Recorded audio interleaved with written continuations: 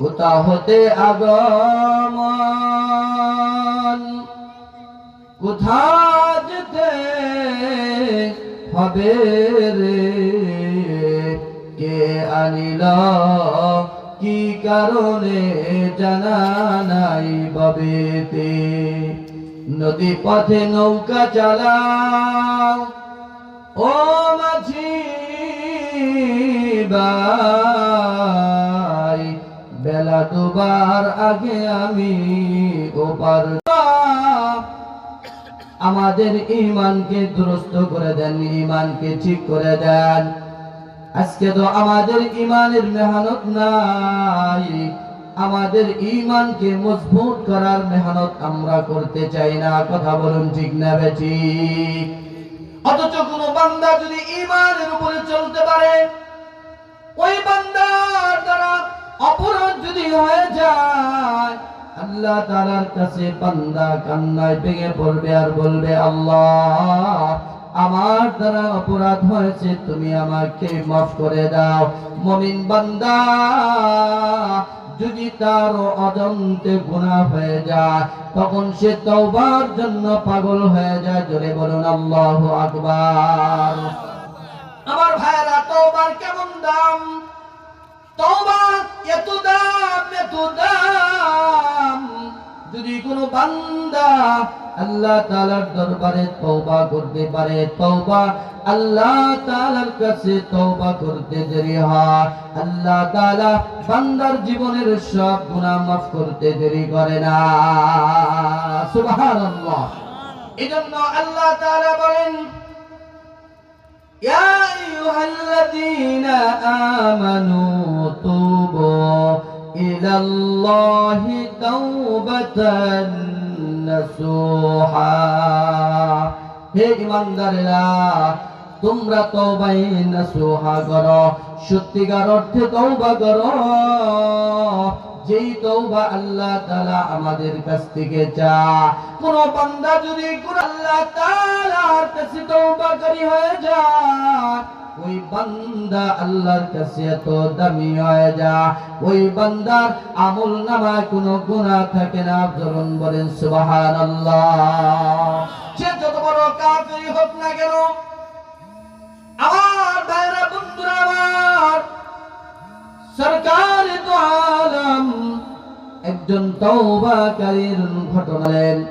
একজন আল্লাহর বান্দা সারা জীবন সে কুফরের হালতে ছিল, সে তার কুফরি অবস্থা জীবন পরিচালনা করেছে। এবার আল্লাহর নবীর কাছে সে যখন আল্লাহর নবী দোয়া করলেন, আল্লাহ তুমি দাহিয়া কলবিকে ঈমানের জন্য কবুল করে নাও। জোরে বলুন সুবহানাল্লাহ। আল্লাহ তাআলার দরবার, আল্লাহর দরবারে নবীর দোয়া কবুল হয়ে যায়। নবীকে জানা দেওয়া হয়, ওগো সরকার, আগামীকাল আপনার খিদমতে দাহিয়াতুল কলবি হাজির হয়ে যাবে। আল্লাহর নবীর কাছে যখন জিবরাইল আলাইহিস সালাম সুসংবাদ দান করলেন, আল্লাহর নবী সাহাবায়ে কেরামদেরকে বললেন, হে আমার সাহাবারা, সাবধান, আমার একজন আশিক বান্দা আসবে। যদিও সে কুফরের হালতে দিন কাটায় দেয়, আল্লাহ তাআলা ওই বান্দাকে আগামীকাল ইসলামের দৌলত তার নসিব করে দিবেন। জোরে গণ সুবহানাল্লাহ। আল্লাহর নবীর দরবারে যখন চলে আসলো, এবার সরকারে তো আলম দাহিয়াতুল কলবির জন্য তার যে একটা চাদর আছে, চাদর তিনি বিছায়া দিলেন। এবং বলবেন একজন কাফেরের জন্য তিনি কিভাবে চাদর বিছায়া দিলেন। আমার ভাইরা, আল্লাহর নবীর যে সুন্দর আখলাক, সুন্দর চরিত্র, এই চরিত্রের দ্বারা হাজার হাজার কাফেররা কালিমা পড়ে মুসলমান হয়ে গেছে। জোরে বলুন সুবহানাল্লাহ। আল্লাহর নবীর কাছে সে বলে, ইয়া রাসূলুল্লাহ, আমি মুসলমান হতে চাই, আপনি আমাকে মুসলমান বানান। কালিমা পড়ে দেন। তবে এর আগে আপনার কাছে একটা প্রশ্ন, ইয়া রাসূলুল্লাহ, আমি যদি মুসলমান হয়ে যাই আমার পিছনের সব গুনাহগুলো আল্লাহ তাআলা মাফ করে দিবেন কিনা? জোরে কান সুবহানাল্লাহ। আল্লাহর নবী বলেন, আল ইসলামু ইয়াহদিমু মা কানা ক্বাবলাহু।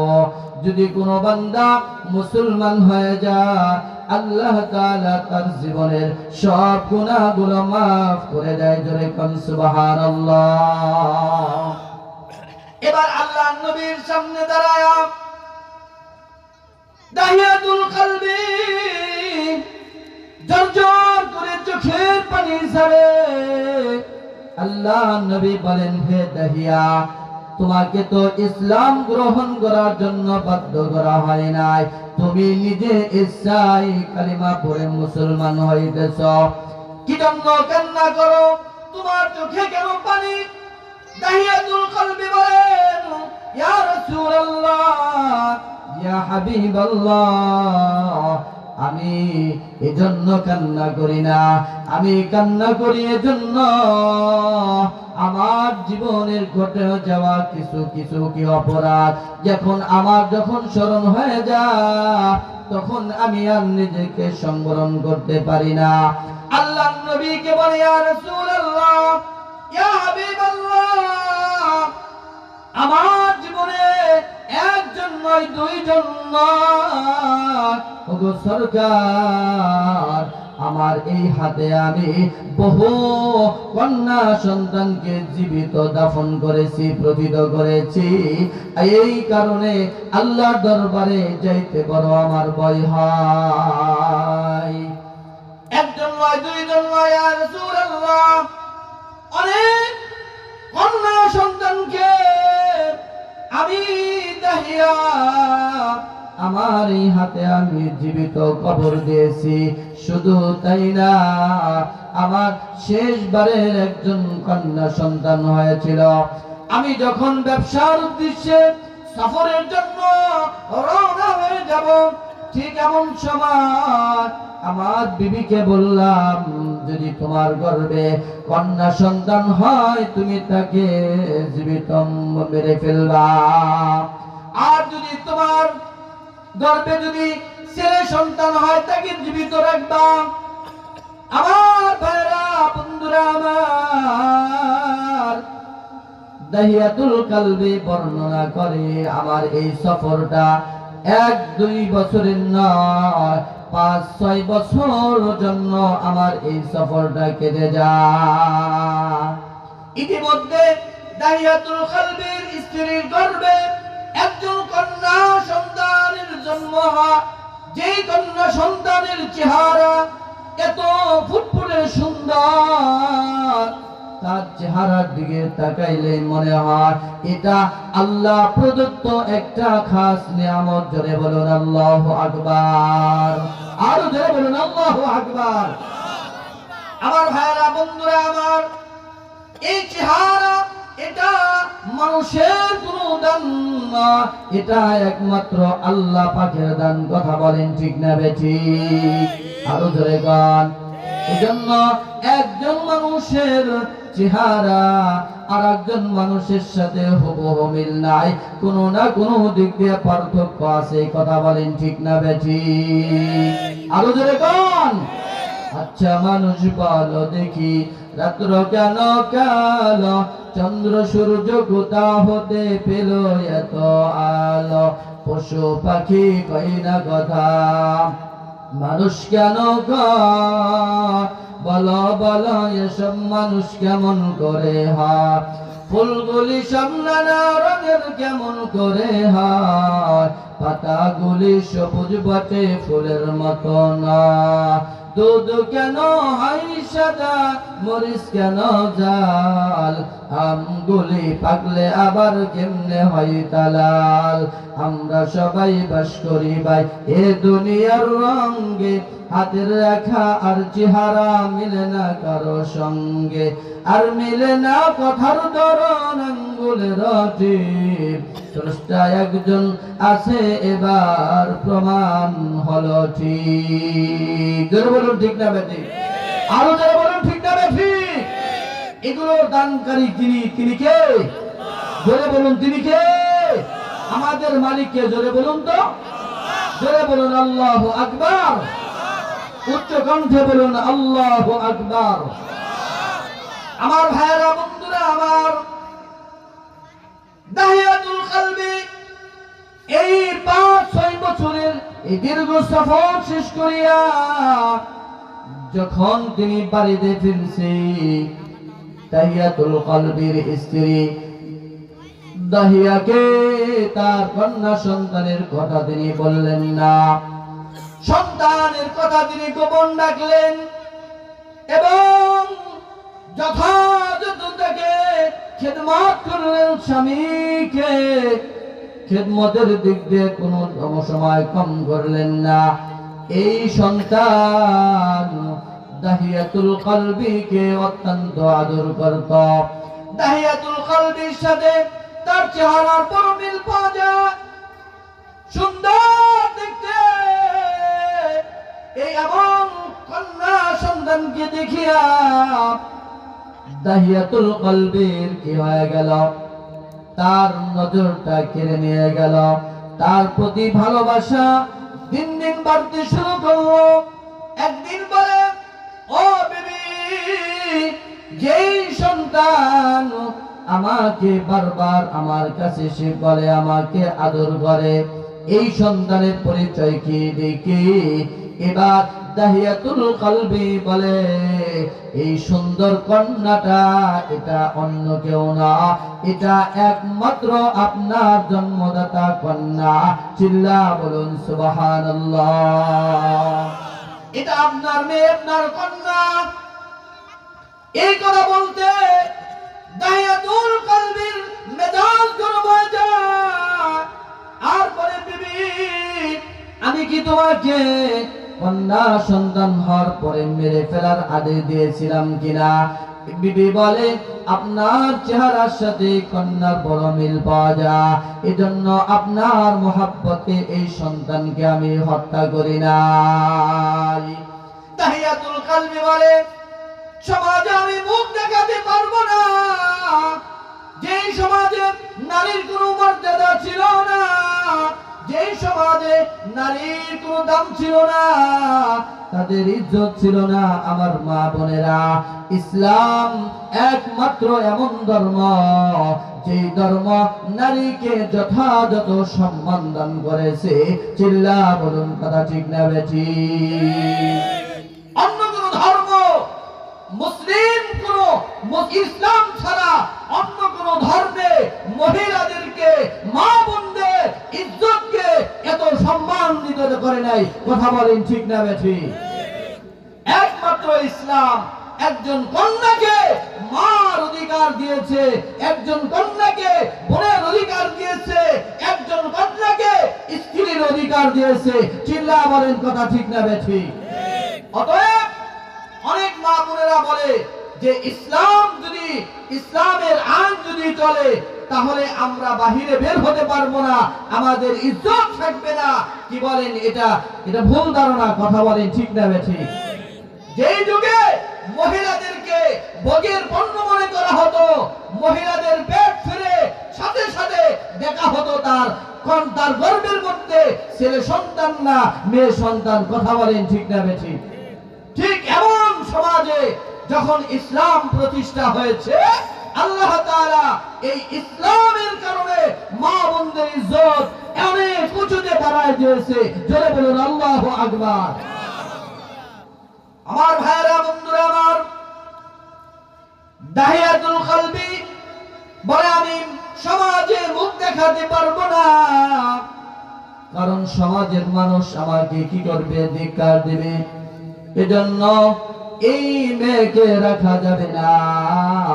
তখন এই দাহিয়াতুল কলবি চিন্তা করলো, না না, যদিও এই কন্যার চেহারা বড় সুন্দর লোভনীয়, না না, তাকে জমিনে আর রাখতে পারবো না। একদিন তার বিবিকে বলে, বিবি, কন্যাকে সুন্দর মতো সাজায় দাও। বলে, কি হয়েছে? বলে, বেড়াতে যাব। যখন দাহিয়াতুল কলবির স্ত্রী যখন কন্যাকে সুন্দর করে সাজায় দিল, এবার দাহিয়াতুল কলবি তার কন্যাকে নিয়ে যখন রওনা হয়ে গেছি, এবার সন্তান বাবাকে বারবার ডেকে বলে, আব্বা আমরা কোথায় যাব? আমাকে কোথায় আপনি নিয়ে যান? বলে তোমার নানি বাড়িতে বেড়াতে যাব। কিছু দূর যাওয়ার পর ওই কন্যা বলে, বাবা যেই পথে মার সাথে অনেকবার নানা বাড়িতে গেছি, এই পথে তো কোনোদিন নানা বাড়িতে যাই নাই। এবার দাহিয়া কলবি বলে, এটা একটা নতুন রাস্তা, এই রাস্তায় তুমি কোনোদিন যাও নাই, এরপরও আর কোনোদিন যাবা না। বলে এটা কেমন রাস্তা? বলে কিছু দূর গেলেই তুমি বুঝতে পারবা।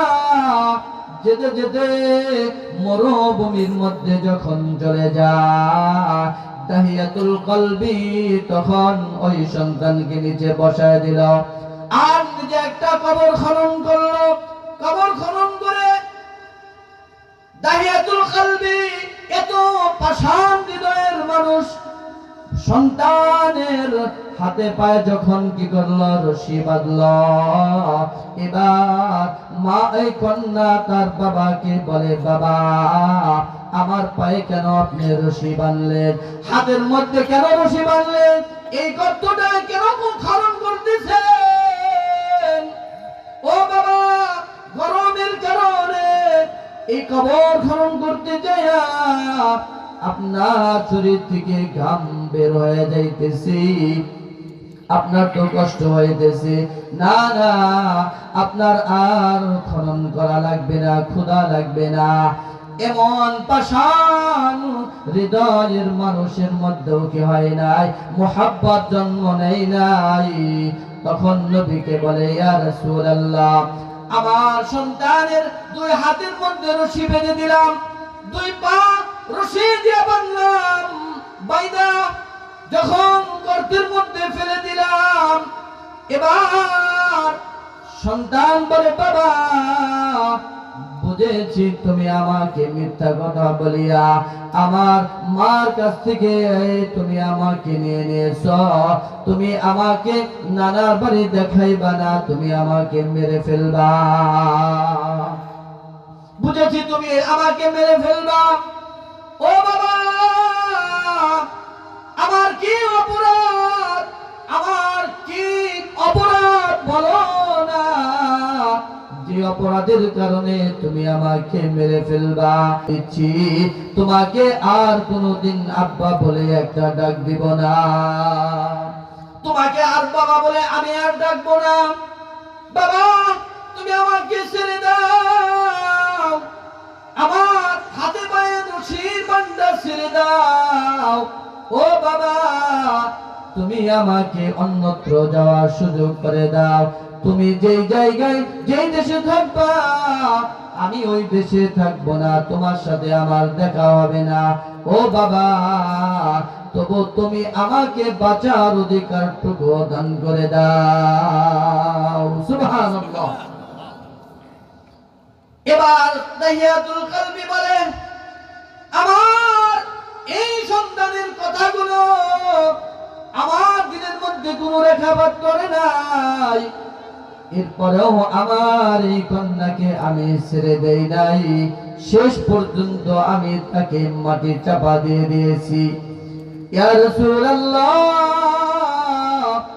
মাটি চাপা দেওয়ার পরে যখন আমি বাড়িতে চলে আসছি, আমার হালতটা এরকম হয়ে গেছে।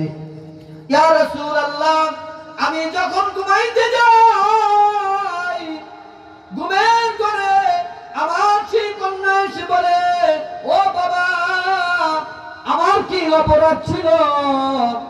বলো না আমার কি অপরাধ ছিল, যে অপরাধের কারণে তুমি আমাকে জীবিত কবর দিয়ে দিলা? এজন্য ইয়া রাসূলুল্লাহ আমি তো ঘুমাইতে পারি না, সারা রাত আমার চোখের সামনে আমার মেয়ের চেহারা ভেসে ওঠে। যখন আমি খানা খাইতে যাই তখন ওই মেয়ে আমার কানে কানে এসে বলে, বাবা তুমি খানা খাইতে যাও, আমাকে তুমি হত্যা করেছো, বলো না আমার কি অপরাধ। সুবহানাল্লাহ। ইয়া রাসূলুল্লাহ, আমি খানা খাইতে পারি না, ঘুমাইতে পারি না। ইয়া রাসূলুল্লাহ, আমার এই অপরাধ, আমার মনে হয়েছে আল্লাহ তাআলার কাছে আমার এই অপরাধটা মনে হয় ক্ষমা হবে না। ইয়া রাসূলুল্লাহ, আমার এই অপরাধ কি আল্লাহ তাআলা মাফ করবেন কিনা, ক্ষমা করবেন কিনা? আল্লাহ তাআলা পয়গম্বর বলে, তুমি যদি মুসলমান হয়ে যাও তোমার সব গুনাহগুলো আল্লাহ তাআলা মাফ করে দিবেন। জোরে কোন সুবহানাল্লাহ, আরো জোরে কোন সুবহানাল্লাহ। আমার ভাইরা, বন্ধুরা আমার, এজন্য আল্লাহ তাআলা বলেন, দাহিয়াতুল কলবি এমন তওবা করেছে, এমন তওবা করেছে, আল্লাহ তাআলা দাহিয়াতুল কলবির এই তওবাকে গোটা উম্মতের জন্য হেদায়েতের জরিয়া বানায় দিয়েছি।